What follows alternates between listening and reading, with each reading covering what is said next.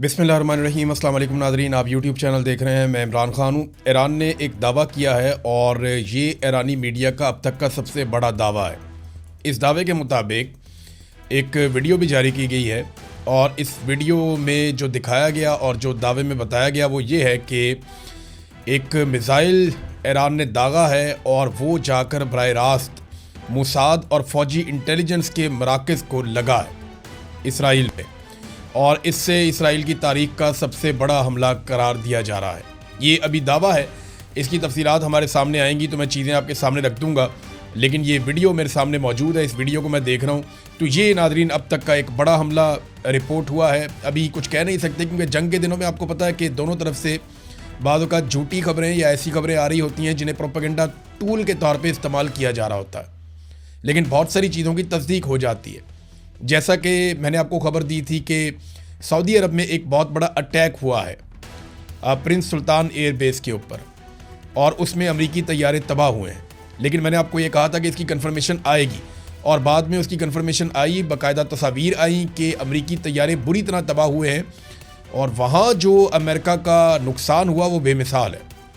यानी $1 अरब से महंगा उनका एक ऐसा तैयारा तबाह हो गया जिस पे उनकी एयर फोर्स इन्हिसार करती है, और उसके अलावा उनके बहुत सारे ऐसे तैयारे तबाह हो गए या जुज़वी तौर पे उनको नुकसान पहुंचा, फ़ौजियों को नुकसान पहुंचा। ये रीफ्यूलिंग के लिए तैयारे इस्तेमाल होते थे। बहरहाल एक और बड़ी खबर है, इस खबर को अगर आप उस तरह समझेंगे जैसे मैंने समझा तो आपको बाद वक़्त हंसी भी आएगी। अरब ममालिक ने ज़ेलेंस्की को बुलवाया। अब यूक्रेन की लड़ाई चल रही है रशिया के साथ, लगभग 4 साल हो गए। 2022 के फरवरी में ये लड़ाई शुरू हुई थी, गालिबन 3 फरवरी को 2022 में ये लड़ाई शुरू हुई और ये लड़ाई तब से लेकर चल रही है आज तक, तो 4 साल से ज़्यादा हो गए हैं। इसमें रशिया ने बहुत सारे इलाकों पे कब्ज़ा कर लिया है और यूक्रेन को पूरी दुनिया की सपोर्ट मिल रही है। रशिया अकेला लड़ रहा है यूक्रेन से, यूरोप यूक्रेन को हथियार देता है, पैसा देता है, मदद देता है, अमेरिका भी यही करता है और नेटो पूरी मदद कर रहा है यूक्रेन की, जबकि रशिया जो है वो अकेला यूक्रेन के साथ लड़ता चला आ रहा है।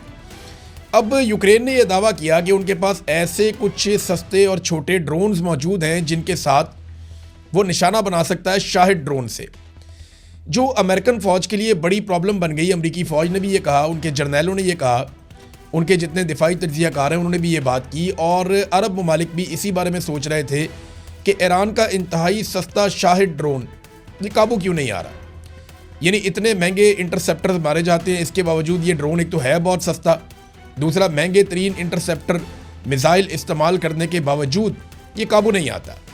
तो इसमें ज़ेलेंस्की ने यह दावा किया कि हम इन्हें काबू कर सकते हैं, हमारे पास ऐसे ड्रोन्स हैं इसके मुकाबले में जो इसको जाके टकरा के हवा में तबाह कर देंगे, और वो बहुत छोटे छोटे ड्रोन्स हैं।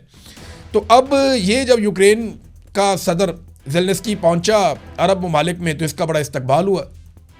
इसने सबसे पहले सऊदी अरब के साथ मुआहदा किया, फिर ये यूएई चला गया, फिर ये कतर चला गया। इन तमाम ममालिक के साथ ये दिफाई मुआहदे करता चला जा रहा है। इसकी अपनी जंग लगी हुई है और वहाँ पे ये पूरी दुनिया से मदद लेकर लड़ाई लड़ रहा है, और दूसरा ये अरब ममालिक के साथ मुआहदे कर रहा है। गालिबन ज़ेलेंस्की को ऐसा लगता है कि ये मौका है कि कुछ पैसे कमाए जा सकते हैं, ये मौका है कि कुछ रिकवरी की जा सकती है, क्योंकि बहुत बुरी हालत हुई है इनकी जंग के दौरान और इन्होंने पूरी दुनिया से माल भी लिया, पैसा भी लिया, हथियार भी लिए। और अब हुआ ये कि यूक्रेन वहाँ पे जो इमदाद लेकर गया इब्तदाई तौर पे, जो एक खबर आई है मुख्तलिफ मीडिया के अंदर ये खबर छपी है, और ख़बर ये बता रही है कि ईरान ने एक मिलिट्री वेयर हाउस है यूएई में, उसके ऊपर अटैक किया और उसको तबाह कर दिया। इस मिलिट्री वेयर हाउस में यूक्रेन के ड्रोन्स और दिफाई निज़ाम पड़ा हुआ था जिसे लाकर अरब ममालिक को बचाना था, और यहाँ पे 21 यूक्रेनी फ़ौजी भी मौजूद थे। और ये बाकायदा आलमी मीडिया ने कहा कि जो फ़ौजी मौजूद थे इनके बारे में नहीं कहा जा सकता कि ये कत्ल हो गए या बच गए, लेकिन ये वहाँ पे मौजूद थे। और जो ड्रोन्स और फ़िज़ाई दिफाई निज़ाम यूक्रेन ने दावा किया था कि वो अरब ममालिक को बचाएगा, उसका बहुत बड़ा नुकसान हो गया। तो देखें, अब ख़ातमैन हरमैन शरीफैन के साथ जब पाकिस्तान मुआहदा करता है तो कहा जाता है कि हम जा रहे हैं मक्का और मदीना की हिफाजत करने के लिए, हमारे लिए बड़ा मुकद्दस हो जाता है। लेकिन अमेरिका के साथ भी वो दिफाई मुआहदा करते हैं, तो क्या उनके लिए भी वो उतना ही मुकद्दस है? वो एक दिफाई मुआहदा करते हैं ज़ेलेंस्की के साथ। तो क्या ज़ेलेंस्की को अल्लाह रब्बुल इज़्ज़त ने ये सआदत दे दी है कि वो अब हरमैन शरीफैन की हिफाजत करेगा? देखिए, ऐसा नहीं है। हर मुसलमान जो है वो अपने अकीदे के मुताबिक हरमैन शरीफैन की हिफाजत करता है, चाहे वो ईरानी है, चाहे पाकिस्तानी है, चाहे वो फ़लस्तीनी है, चाहे वो इंडियन है, कहीं पे भी है, जहाँ पे भी मुसलमान है, उसका लगाव है, मजहबी लगाव है उसका, और उसके जज्बात हैं उस तरफ। ये ममालिक और वहाँ के जो हुक्मरान हैं, ये उनके मामलात हैं और उनके दिफाई मामलात हैं, और ये प्रोफेशनल ताल्लुकात हैं ममालिक के बीच में। तो इसको मज़हब का टच दे के पाकिस्तानियों को हमेशा बेवकूफ़ बनाया गया। कभी कश्मीरियों का, हमारे मुसलमान बहन भाई ज़्यादती हो रही है, हम कश्मीर आज़ाद करवाने जा रहे हैं। 70 साल हो गए सुन सुन के कश्मीर उधर ही है, और इतना बजट हमने दे दिया, इतना हमने खून पसीना अपना पेट काट काट के इतने हथियार बना लिए, कश्मीर का 1 इंच फतह नहीं हुआ। फिर इसी तरह अगर आप देखें कि फ़लस्तीन के बारे में हमें बार बार कहा गया कि यरूशलेम को फ़तह करेगी पाकिस्तानी फ़ौज, और अब पाकिस्तानी हुकूमत की जानिब से अर्ज़ी डाली गई है मार्को रूबियो के बकौल कि हम गाज़ा में अपनी फ़ौज को भेजना चाहते हैं और उस फोर्स का हिस्सा बनाना चाहते हैं जो वहाँ मौजूद फ़लस्तीनियों को निहत्ता करेगी और इसराइल की हिफाजत की ज़मानत देगी।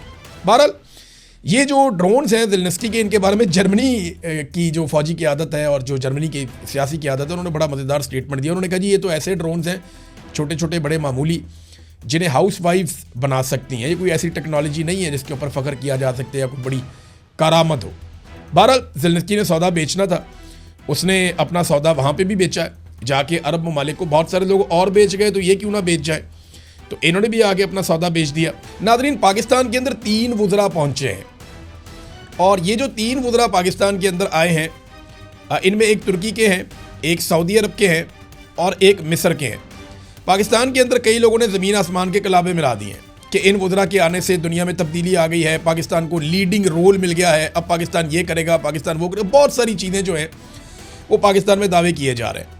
तो बड़ी अच्छी बात है, पाकिस्तान को किरदार अदा करना चाहिए। पाकिस्तान किरदार अदा कर भी सकता है, ऐसा नहीं है कि पाकिस्तान ये नहीं कर सकता, ये एक हकीकत है।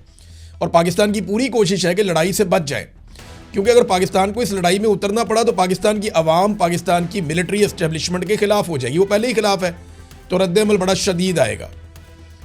अभी मैं चल के आपको आगे बताता हूँ। लेकिन देखिए ना, जो लोग आज गेम उठा के रखी हुई है जिन्होंने, कि पाकिस्तान को लीडिंग रोल मिल गया, पाकिस्तान फ्रंट से लीड कर रहा है, पाकिस्तान दुनिया का लीडर बन गया। यार, जब पूरी दुनिया के वज़राए ख़ारजा मुस्लिम उम्मा के पाकिस्तान में आए थे, ये तस्वीर देखें ना आप, ये तस्वीर है, ये देखें, 48 ममालिक के जो वज़राए ख़ारजा हैं वो पाकिस्तान में आए थे, और ये 1 साल में 2 मरतबा हुआ था। और चीन का वज़ीर ख़ारजा भी पाकिस्तान में मौजूद था। इस वक्त तो वो लोग कह रहे थे कि ये कुछ भी नहीं हो रहा, इससे क्या फ़र्क पड़ता है। फ़र्क पड़ता है भाई, फ़र्क उस वक्त भी पड़ता था, फ़र्क आज भी पड़ता है। अब तक के लिए इतना ही। अपना ख्याल रखिएगा, अपने चैनल का भी। अल्लाह हाफ़िज़।